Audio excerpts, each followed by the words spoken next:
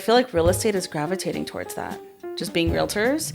There's dual primary suites now. Yes. And I feel like it's... Especially in the luxury. And I feel like it's being combed over as, parents living with you or kids. But it's kind of like, why are we really honestly switching to dual primary bedrooms? Like, why?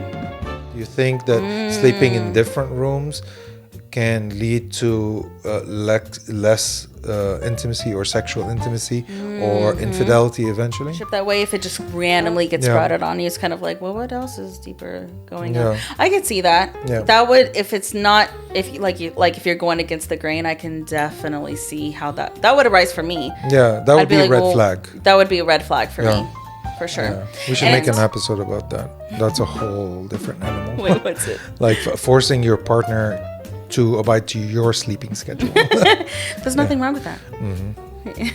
There's nothing.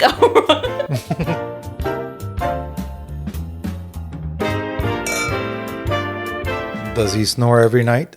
Is she hogging the blanket? Are you guys having quality sleep? Today's topic, we're going to be talking about sleeping together or sleeping apart.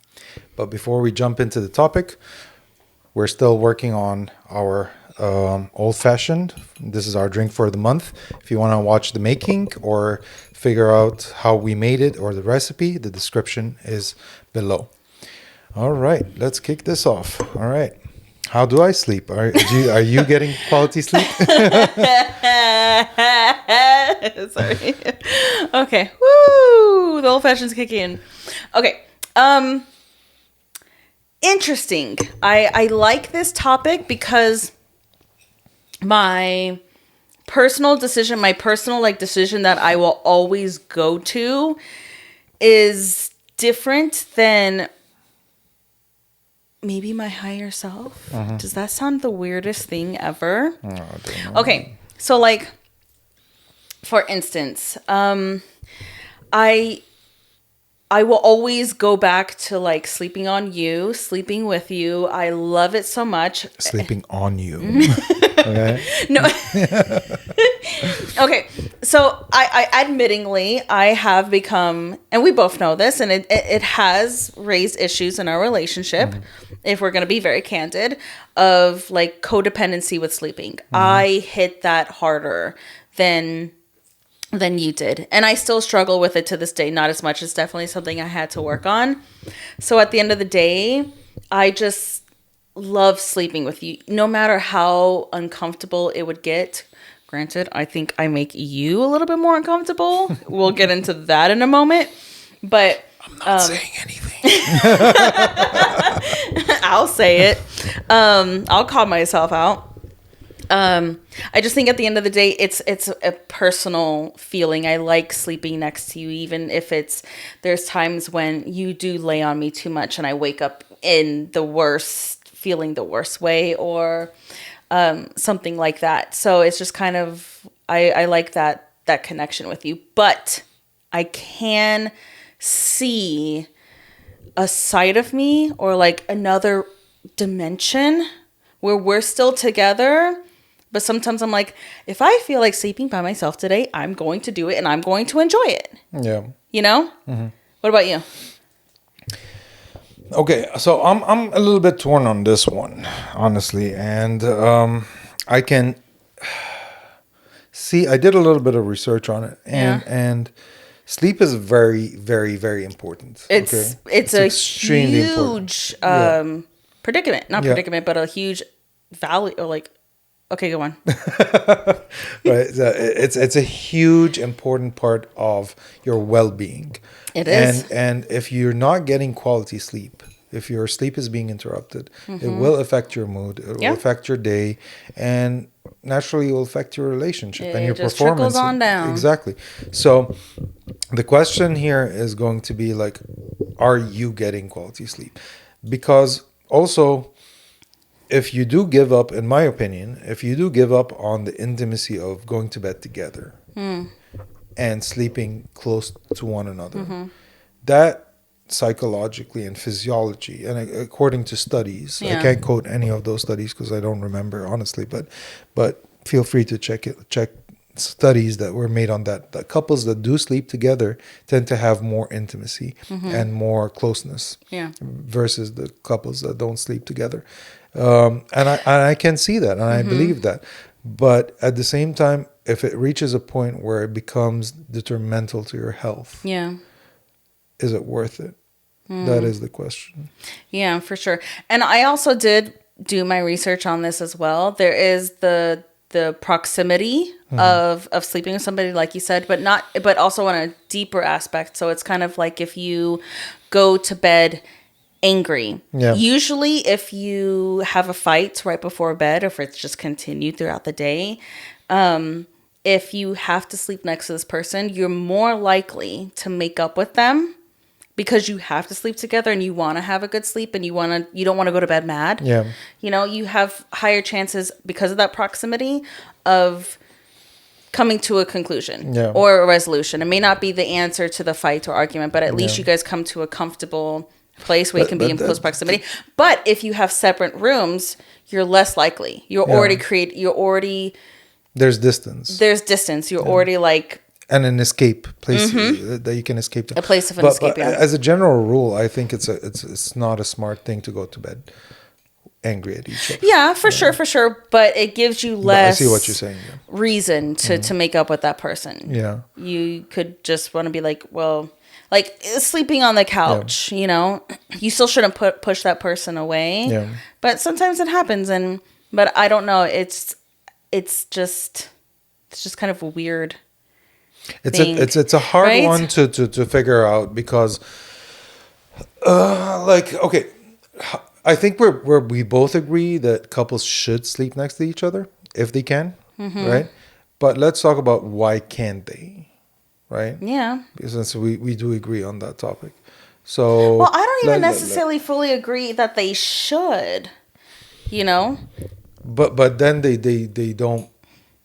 They lose that intimacy. They lose that closeness. They do. You know, and that's what I'm saying. Like even studies showed that partners or couples that sleep in separate beds or separate bedrooms, separate bedrooms are even worse. Well, you know? like you said, why they should. So, for instance, I sometimes.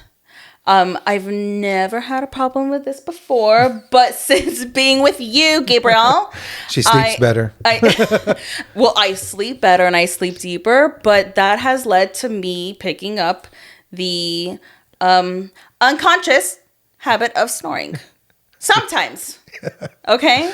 Yeah. But sometimes it does disrupt your sleep. It does, and it makes me feel bad because I don't want that for you. Sometimes I do tell you like, hey, do you want to? And maybe that's not the best way to put it, but sleep divorce, because I feel it is genuinely that bad. is exactly what it is. It's sleep divorce. But there are a lot of things like just off the top of my head, snoring, temperatures, including body temperature. The firmness of the bed, the movement,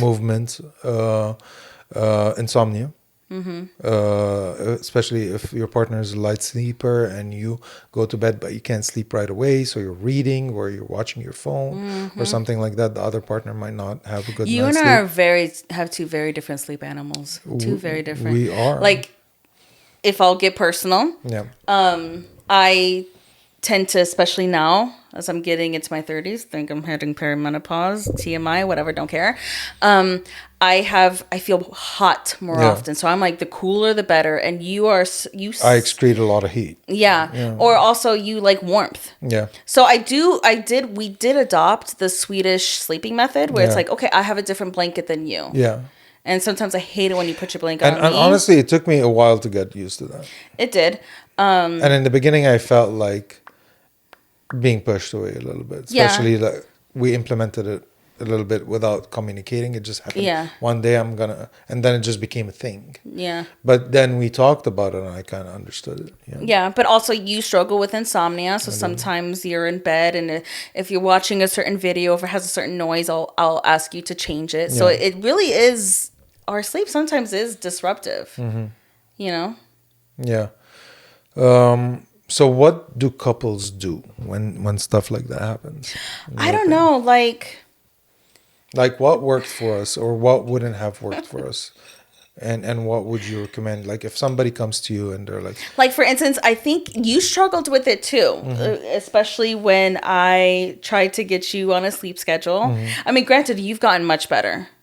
And I really feel so validated when your family comes to me. They're like, he never was like this before you. Yeah. So I'm like, thanks, I tamed the monster. I do my best work at night. Yeah. I'm a night creature. But for instance, I tried to help you get used to a sleeping schedule, and you used to feel it was so controlling when I would make you come to bed. Yeah, we should make an episode about that. That's a whole different animal. Wait, what's it? Like forcing your partner to abide to your sleeping schedule. There's nothing wrong with that. There's nothing. You like it? No, you encourage it. I'm gonna murder you. So, just for instance, like I think that is kind of has been an issue in our relationship, but I think I've learned to adapt as well. Yeah. Sometimes I do stay up with you because I enjoy that quality time, but I think it's knowing what you're asking of your partner. If they're going against the grain, and they're abiding to whether no matter because I do the same for you in some things, and you do the same for me. It's showing appreciation, or not taking it personally. And not taking it personally. So I will, we will compromise. We'll come to a certain time. And even though you may not be ready, you probably recognize that I stayed up later than I wanted to. And then I think it has to be symbiotic. Like you said in another episode, where men walk out if they feel like they're being harped on. Yeah. And I think when you found that I was harping on you a lot, it created even more tension because I took it personally. And then over time, I had to really learn to adjust. And I had to really take a look at myself and be like, okay, I'm kind of asking for a lot so quickly. Let's kind of adjust to each other slowly. And I think sometimes it can feel so abrupt. Where I think both that's where, to you and to me. I think that's where the the tension comes from. Like for us, for example, the whole Swedish sleeping pattern with the different blankets. For me, that was abrupt. To be honest, right? It was. But then we talked about it. Yeah. And then I understood why that is a thing, and I found that it was a good compromise, right? It's about setting the expectations and understanding your partner and wanting the best for your partner as well, not being selfish with your needs or and especially if you know that you have the problem, or at least you can, like for example with snoring, you know, like maybe like we looked into stuff and we have that like device that you put in your nose and it helps, right? Now sometimes I also learn to shake you a little bit or move you a little bit when you're no he slaps me. Do not hit your partner.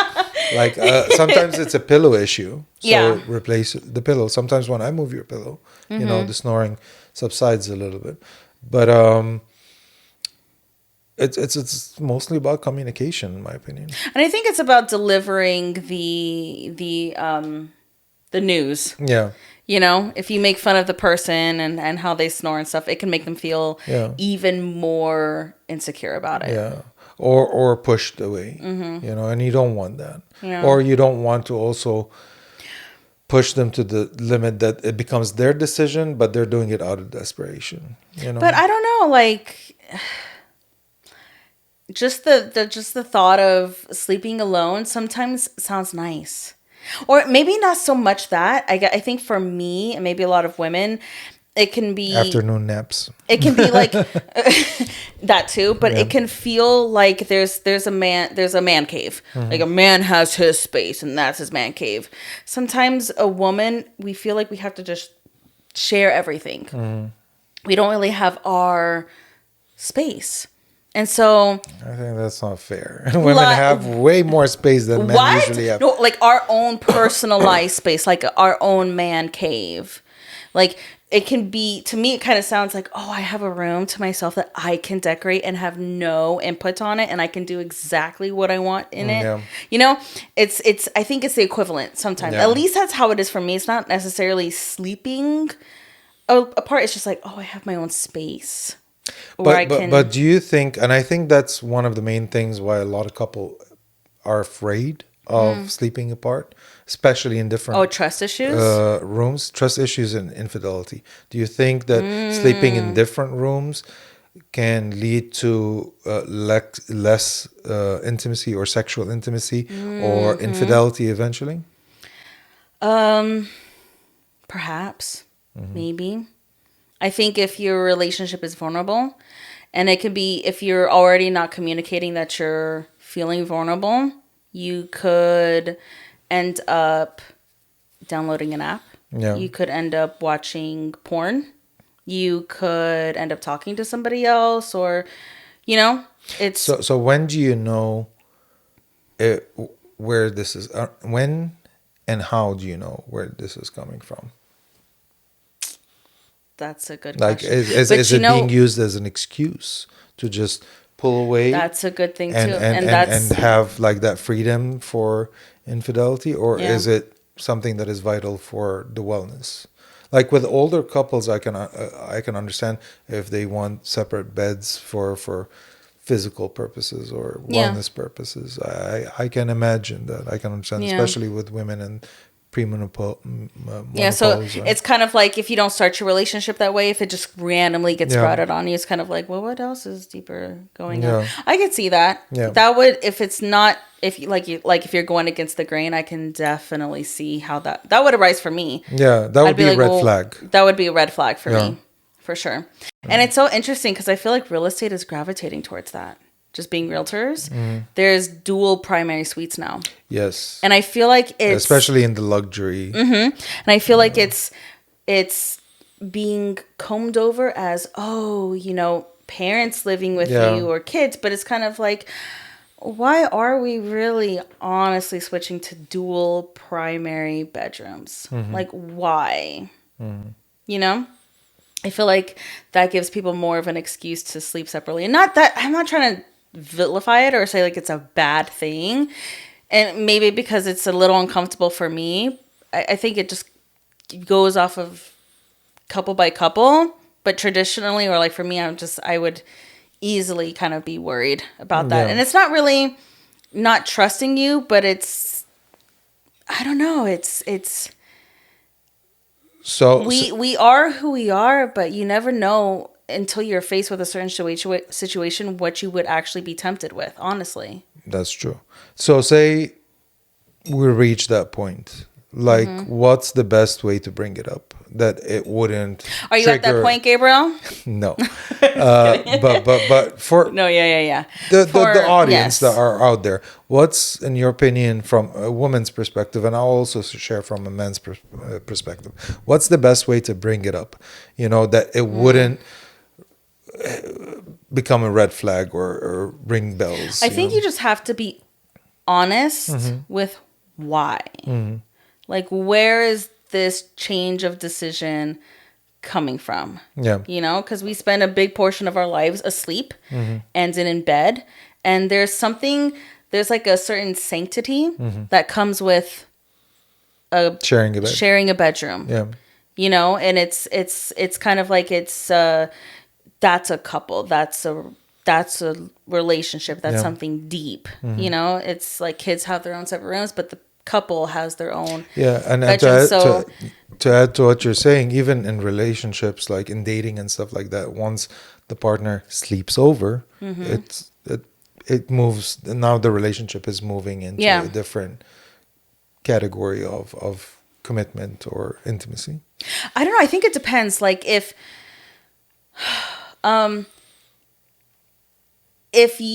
your partner has come to you, or if like she's coming to you and she's saying her issues, if she's not willing to work on them with you, like for instance, like say the husband snores or the other partner snores, if and the other partner is willing to be like, hey, okay, maybe I'll get a sleep apnea machine, maybe I have sleep apnea, let's go do a sleep study, or like let's really figure this out. I don't, but if the partner, If there were solutions before that, if there was no solutions and they're and adamant you jump to that right and away, they're jumping to that, that's a I red think flag. so, that to me, that's a red flag. Yeah, I agree. I would say from a man's perspective, definitely there has to be precursors to it, and stuff that we can do or compromise, because that's very drastic. That's just extreme, Yeah. So you don't just jump into that level of extreme without like stepping stones, Like, can we try something different? Can we try and separate the beds, or get one of those beds that have like dual mattresses on them, like your side, my side kind of thing.